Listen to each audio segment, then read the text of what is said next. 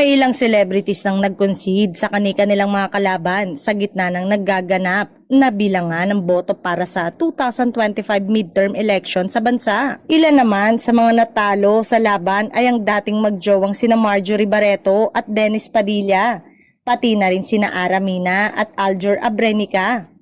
Una nang nagpahayag ng pagtanggap sa kanilang pagkatalo ang mga aktor na sina EJ Falcon at Dan Fernandez at TV host na si Sam Versosa. Bigong masungkit ni EJ Falcon ang posisyon sa pagkakongresista sa 2nd District ng Oriental Mindoro, habang natalo naman ang incumbent congressman sa Laguna na si Dan sa pagkagobernador ng probinsya. Tinanggap na rin ng boyfriend ni Rian Ramos ang kanyang pagkabigo sa pagtakbong mayor ng Maynila. Sa mga kumandidatong senador base sa partial unofficial tally ng Commission on Election COMELEC, hindi nakapasok sa Magic 12 ang mga celebrity na sina Bong Revilla, Philip Salvador, Willie Revillame, Manny Pacquiao at Jimmy Bondoc.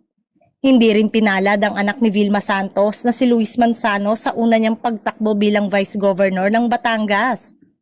Talo rin sina Victor Neri, Ara Mina, Raymond Bagaching at Angelica de la Cruz.